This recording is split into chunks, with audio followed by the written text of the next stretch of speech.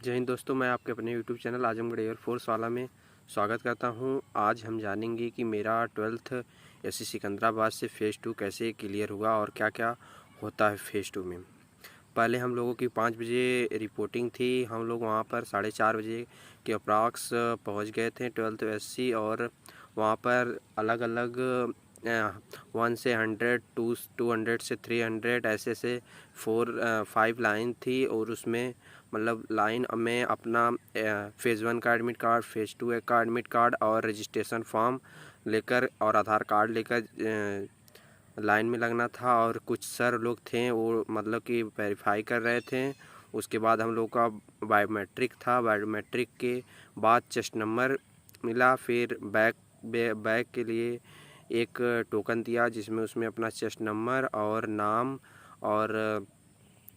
और etc कुछ information थी। उसके बाद हम लोगों का मतलब कि जो सर लोग थे वहाँ पर बायोमेट्रिक मतलब कि जैसे कि left hand thumb signature and photo verify and marksheet, original marksheet और कुछ लिया जा रहा था। फिर उसके बाद 100 का ग्रुप बनाकर बैठा जा रहा था। फिर नो सर्टिफिकेट रिस्क फॉर्म उसको भरवाया जा रहा था। फिर उसके बाद फिर अदर इंफॉर्मेशन उसमें फिल करके फिर भरा जा रहा था। अगर किसी की मतलब कि एज 18 ईयर्स बिलो थी तो उसको एक फॉर्म और भरवाया जा रहा था। फिर उसके बाद ये सब फॉर्म भरने के बाद हम लोगों को 100 के ग्रुप में बांट दिया गया। फिर मतलब कि सर लोग कहें कि सब लोग अपने मतलब कि जिसको किट में करना है अपना जूता पहनना है वो पहन लें। और फिर उसके बाद मतलब कि ग्रुप मतलब कि अलग ले जाया गया। फिर सर कहें कि किसी को बाथरूम या टॉयलेट्स जाना है तो जा सकता है। फिर उसके बाद हम लोगों को रनिंग ट्रैक पर ले जाया गया। फिर रनिंग ट्रैक पे ले जाने के बाद सर थे, सीओ सर थे और एक इंस्ट्रक्टर थे। वो हम लोगों को मतलब कि कहें कि अगर किसी को सिलेंडर करना है तो वो सिलेंडर कर सकता है, किसी को जूता बिना करना है तो कर सकता है। अगर यहाँ पर मतलब कि कोई पैर टूटेगा या कुछ होगा तो इसका एयरफोर्स कुछ क्लेम नहीं आप कर सकते हैं, इसकी एयरफोर्स जिम्मेदारी नहीं ले सकती है। फिर सर लोगों ने मोटिवेट किया और सिकंदराबाद का पहला 400 सीधा है। फिर थोड़ा राउंड है, फिर 200 है, फिर 100, फिर ऐसे ऐसे ले जाके बहुत अच्छा वहाँ का ट्रैक है। और उसके बाद मतलब कि हम लोगों का लगभग 1300 लगभग 5.10 मिनट में हो गया था। लगभग मैंने लगभग 540 सेकंड में अपना 1600 मीटर कर लिया। फिर उसके बाद हम लोग का 100 ग्रुप में 96 बच्चे रनिंग में पास हुए और 4 बच्चे आउट हो गए। 4 बच्चे वही आउट हो गए जो मतलब रुक गए थे या मतलब आ गए थे, मतलब बहुत करीबी थे, लेकिन वो मतलब कि रस्सी और 7 मिनट के अंदर नहीं आ पाए। फिर सर लोगों ने हम लोगों को कुछ एक्सरसाइज करवाई, रिलैक्स करवाया। फिर उसके बाद अगला ग्रुप का वहाँ पर पुशअप स्क्वाट चला रहा था।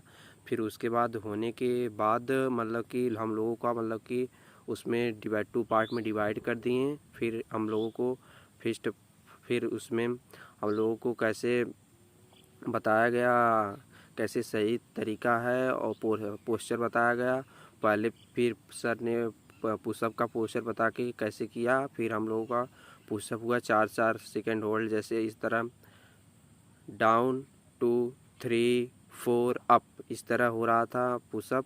फिर उसके बाद पुशअप के बाद होता है सीटअप के बाद सर ने बताया पैर उठना नहीं चाहिए, ज़मीन पर टच रहना चाहिए। और उसके बाद स्क्वाट बताएं, squat 90 degree hand to hand. और आपका मतलब कि जितना है सोल्जर के उतना पैर खुलना चाहिए उसको 20 फीट। 20 होने के बाद हम लोगों को मतलब कि सब लोग और मेरे ग्रुप में लगभग 3-4 बंदे लोग पुशअप में और 1-2 बंदे सिटअप में और एक स्क्वाट में आउट हुआ था। लगभग 10 लोग आउट हो गए थे।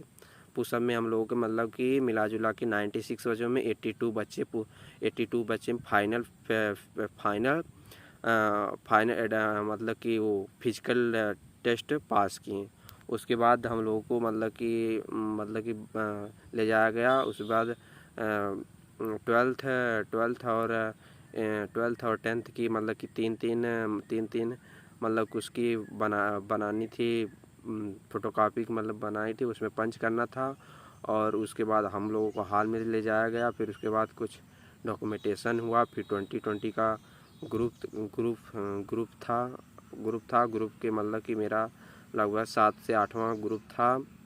मेरा लगभग 4 बजे टाइम आया था। मेरा टॉपिक था स्टेबल बर्निंग। और स्टेबल बर्निंग मतलब कि बहुत अच्छा टॉपिक था। सर ने बहुत अच्छे से उसको बताया और मतलब कि बहुत अच्छा हम लोगों का ग्रुप तो नहीं था। मतलब कि एक बंदा था बहुत बोल रहा था, उसको लास्ट में आउट कर दिया। और अगर आपको मतलब कि अगर पास करना है तो आप मतलब कि जो सर लोग बता रहे हैं उनको ध्यान से सुनने के बाद आप लोग उनको सही पर अपने रफ पर मतलब कि जो इम्पोर्टेंट पॉइंट लगे उसको डिनोट कर लें।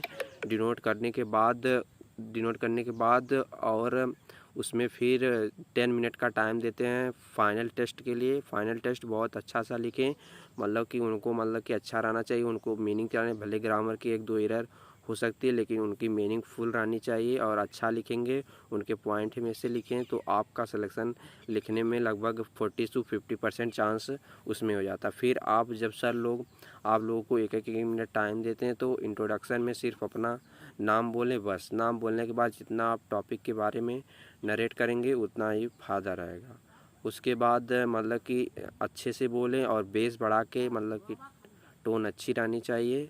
1.5 से 2 घंटे बाद हम लोगों का रिज़ल्ट आया। मेरे में लगभग 30 to 40 बच्चे सेलेक्ट हुए थे। और वही बच्चे जो आउट हो गए, जो मतलब कि हिचकिचा रहे थे, कुछ बोल नहीं पा रहे थे, जो गलत बोले थे और जिन लोगों का फाइनल टेस्ट में गलत था उन लोगों को सर बुला के दिखा भी रहे थे आपने यहाँ गलती कर लिया इसलिए आउट हो गए। और मेरे में लगभग 450 प्लस रिपोर्टिंग थी, उसमें से 239 अप्रॉक्स सेलेक्टेड हुए। और मतलब कि बहुत अच्छा सिकंदराबाद का सेंटर है। और आप ग्रुप डिस्कशन में सिर्फ मतलब कि ऑथेंटिक बातें बोले, इधर उधर की बातें ना, टॉपिक को इधर उधर ना घुमाएं। अगर आपको ये मेरी वीडियो पसंद आई हो तो like and subscribe and share करें। और कोई अगर डाउट हो तो नीचे कमेंट में पिन करें। Thank you.